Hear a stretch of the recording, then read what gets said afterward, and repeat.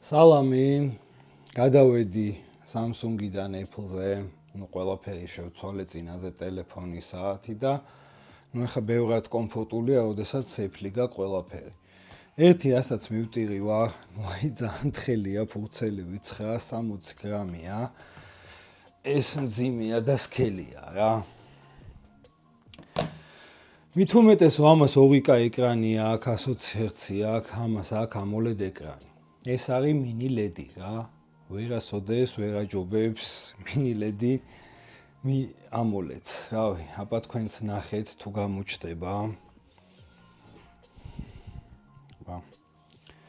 და შეადარეთ ერთი რომელს ჯობია.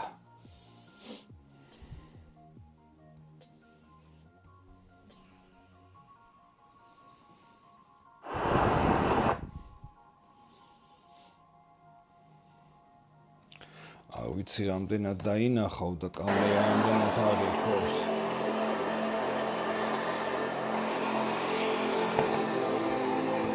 აბა თუ ჩანს თქვენ თვითონ შეადარეთ.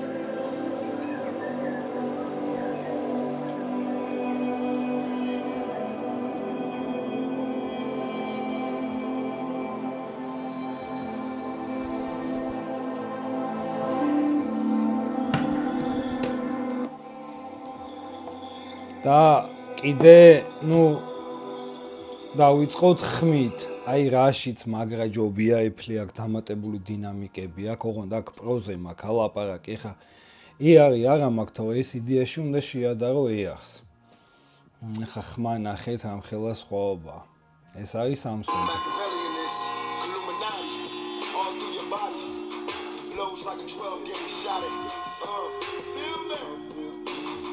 ეხა ნახეთ Apple.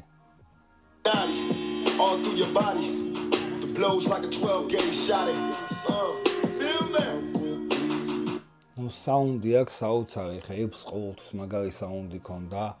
აი ძალიან მაგარი ხმა აქვს და მით უმეტეს ამას მაგარი ელემენტი აქვს, ეს 6 საათი მიძლებს.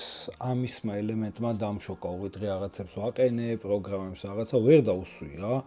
ელემენტი ნებისმიერი Windows-ის ლეპტოპს მინიმუმ 2-ჯერ ჯობია Apple-ის ლეპტოპი. აი ძალიან დიდი სხვაობაა რა, ძალიან. მაგრამ აი ხა ვისაც გინდათ ეს მე როგორც ხმაო ჩემსავით, ანუ სატარებლად და ასევე რო აი ფილმებს უყუროთ, საოცარი ეკრანი, ხა ფაშის დიდი სხვაობა 2-ჯერ ძვირიღის რა. ამაზე კაი ლეპტოპი მე არ მეგულება, იმიტომ რომ ჯერ AMOLED ეკრანი მარტო Samsung-ის კომპიუტერებში აყენია, Samsung-ის ლეპტოპებში და საოცარია რა. ამასაც ეხ კაი საუნდი აქვს, AKG აქვს. ეხა მე პრო მოდელს ვადარებ. AR-ის კვალობაზეა რა, ძალიან კაია. რაც შეეხება პროცესორებს, აქ არის მე-12 თაობის i7, აქ არის M4. აი მან კი მაგრა დაიჩაგრა რა. ვერც ერთი პროცესორი ვერასოდეს Intel-ზე ვერ აჯობებს ვერც M3-ს, ვერც M4-ს. ეხა იქ M4 Pro-ები და Max-ებზე ხო ლაპარაკი არა. ეთი ამაზე ვერ თამაშობ, ვისაც თამაშები გიყვათ აქეთ არ გამოიხედოთ და დალეშას შეეხება, აი მონტაჟისთვის არის ძალიან საოცარი რა, ამის დამონტაჟება რო გინდა ძალიან დიდ სხვაობას გაძლევთ დროში. ეს ეხა გამოდგება ეს M4, ჩვეულებრივ ნორმალური ვიდეოები ვამონტაჟო. თუ უკვე იქ რამე რთული გინდა, რამე ძალიან პროფესიონალ დონეზე გინდა, მაშინ ამ Pro უნდა იყიდო, ან Max-ი უნდა იყიდო რა. იმიტომ გრაფიკაც უკვე სხვა არის და ბევრად მაგარი. ჩემთვის სულიად საკმარისია M4-ია 16512-ზე და რა ვიცი, ძალიან კაი ლეპტოპია რა. Просто ის იყო რომ უკვე მე Samsung-ი რომ მქონდა მარტო ეს დარჩენილი, უკვე iPhone-დან რაღაცა ცუდად გადაქონდა რაღაცები, აქ იმდენად კარგად უკავშირებო, mirroring-ი აქვს ძალიან კაი და აქ პატარა iPhone-ი მეჩნდება და ყველაფერს ვაკეთებ ჩემ ტელეფონში. მინდა გადავიტან, მინდა ტელეფონს ხმარობ, ოღონდ ლეპტოპიდან რა.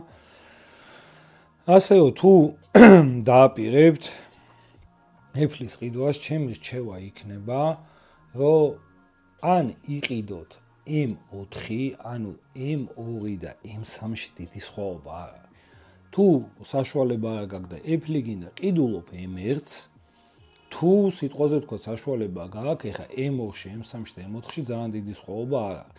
პირველი რევოლუცია იყო M1, იმიტომ ამ ცხელი Intel-დან გადავიდა M1-ზე და Intel-ი კვდებოდა M1, მაგრამ მუშაობდა და ეხა უკვე M4, იმიტომ M3-ო გამოვიდა იჩქარეს ჯიგრებმა და უნდათ რომ პირველები ყოფილიყვნენ, ვინც 3 ნანომეტრიან ჩიპზე გამოუშვებდა. იდეაში 3 არ არის 3.5 ნანომეტრია და არაფერი სხვაობა არ მისცა რაღაცასთან, მაინც ვერ ქონდა ისეთი კონფიგურაცია. M4 ალბათ 30%-ით ჯობია M3-ს ყველაფერში რა.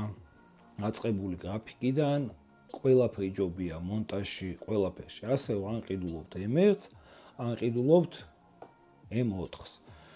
ვისაც M2, M3-ის ყიდვა გინდათ, თუ იყიდით, ეგეც გაითვალისწინეთ 256-იანს არ ყიდულობთ, ეგ ადრეც აუხსენი, იმიტომ რომ არის ერთკანალიანი SSD აყენია.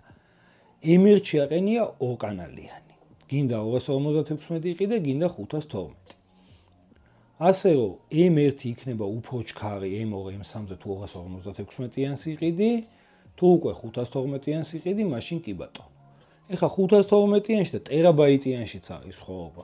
ეხა ამას თუ აქვს 3000 სიჩქარე 512-იანს, ახან ორკანალიანი SSD აყენია, ტერაბაიტიანში უკვე 4-იანი აყენია და 6000 სიჩქარეზე არის. ასე რომ თქვენი გადასაწყვეტია რომელს იყიდით, აბა წარმატებას გისურვებთ კაი ლეპტოპის ყიდვას და კარგად ბრძანდებოდეთ.